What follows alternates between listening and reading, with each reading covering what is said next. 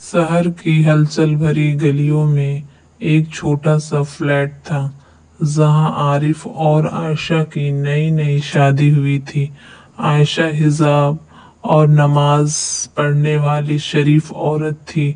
शादी के बाद आरिफ बहुत मोहब्बत करता था।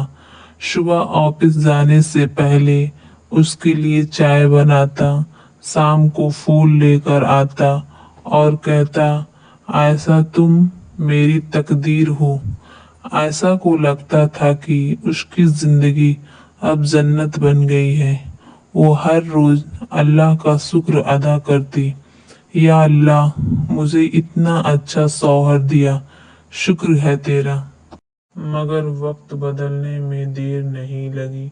6 महीने बीते। आरिफ अब पहला जैसा नहीं रहा।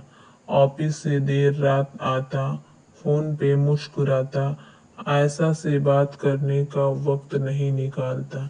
जब ऐसा प्यार से कुछ पूछती तो झल्ला उठता, हर वक्त सवाल करती हो। आयशा का दिल टूटने लगा, लेकिन उसने शिकायत नहीं की। बस हर रात नमाज के बाद हाथ उठाती, या अल्लाह अगर मुझसे कोई गलती हुई है तो माफ कर दे और मेरे शौहर के दिल में फिर से मोहब्बत पैदा कर दे। एक दिन आरिफ ने गुस्से से कहा, मुझे थोड़ी आज़ादी चाहिए, मैं थक गया हूँ तुम्हारे सवालों से। ऐसा खामोश रही, आंखों से आंसू गिरे, मगर उसने जवाब नहीं दिया।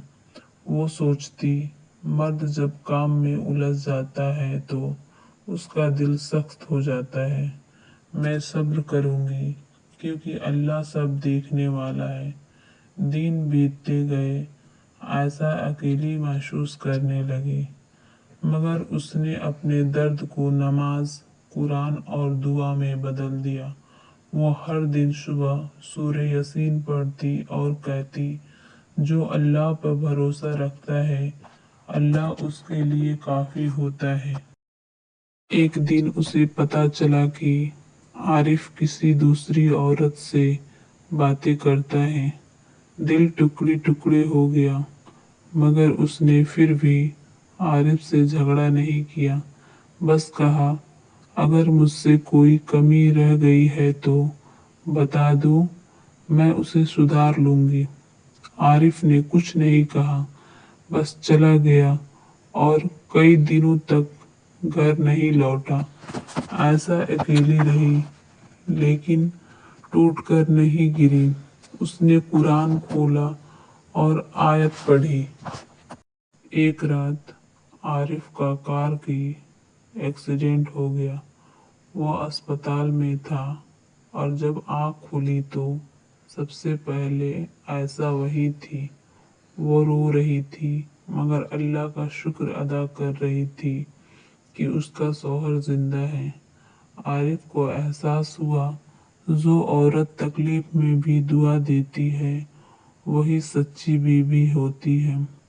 उसने आयशा का हाथ पकड़ा, आयशा मुझे माफ कर दो, मैंने बहुत गलती की।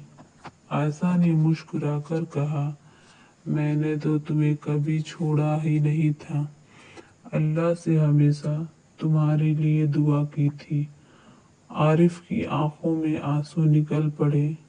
वो तौबा करने लगा, नमाज की तरफ लौटा और आयशा से पहले से ज्यादा इज्जत और प्यार करने लगा।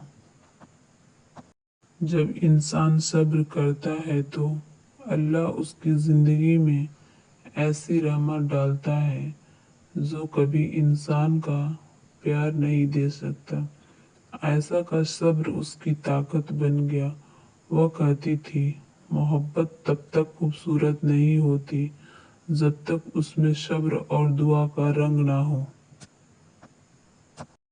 इस कहानी से हमें ये सीख मिली, अगर शौहर बदल जाए तो बीवी को सब्र और दुआ का दामन नहीं छोड़ना चाहिए। अल्लाह देर करता है, मगर अंधेर नहीं करता, और जो अल्लाह के लिए सब्र करता है उसे दुनिया और आखिरत दोनों में इज्जत मिलती है। अगर ये कहानी पसंद आए तो लाइक कीजिएगा, शेयर कीजिएगा, सब्सक्राइब कीजिएगा। अल्लाह हाफिज़।